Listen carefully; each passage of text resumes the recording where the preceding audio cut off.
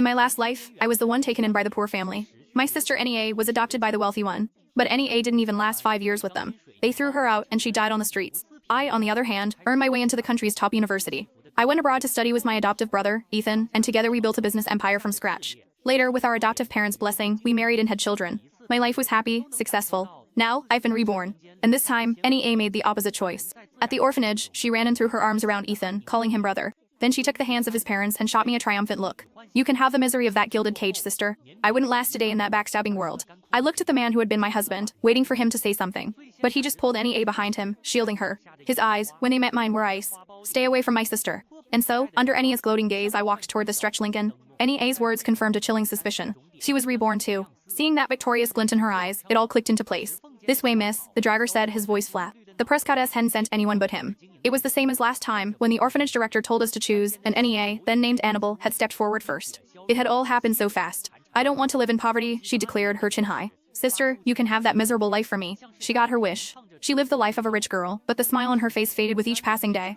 I climbed into the plush interior of the limo. As the car pulled away, the driver began listing the rules I was to follow at the Prescott estate. Did you get all that? He asked, his shrewd eyes meeting mine in the rearview mirror. I did. We arrived quickly. The villa was a palace of marble and glass. I followed the driver inside. Ma'am, I brought her. A beautiful woman, seated on a silk sofa and sipping tea, looked up. Her eyes swept over me, analytical and cool. She beckoned to me. Come here. What's your name? Serena. It was the name the orphanage director gave me. It meant peace, tranquility, a wish for a smooth life. The woman nodded. Good. From now on, your name is Serena Prescott. She turned to the butler standing silently by the wall. Take her upstairs. Yes, ma'am. I followed the butler, my steps silent on the polished marble floors. The banister was carved from rich, dark mahogany. Everything screamed of extravagant wealth. But this was nothing new. In my past life, I had earned all of this and more through my own hard work. I wasn't impressed. The butler glanced back at me, a flicker of surprise in his eyes. He opened a door to reveal a bedroom fit for a princess, all pink and white lace. Miss, this will be your room. Rest for a while. I'll be back later. He left, closing the door softly behind him. I walked in, taking it all in. They hadn't spared any expense on their adopted daughter. The room was a showcase of upper minus class taste and luxury. A thrill, sharp and potent, shot through me. In my last life, I had to fight my way up with no connections, no powerful family to back me. I did it all on my own. This time, I had the Prescottess.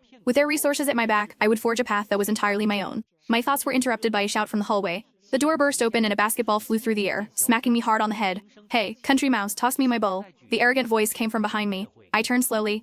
A boy, around my age but much taller, stood there, chin tilted up, radiating contempt. If I remembered correctly, this was the only son of the Prescott family, Donovan. He was a classic rich kid into extreme sports like street racing and skydiving, with thorough interest in the family business. In my past life, he'd had an accident during a race that crushed his legs, leaving him paralyzed. The disability had twisted his already arrogant personality into something monstrous.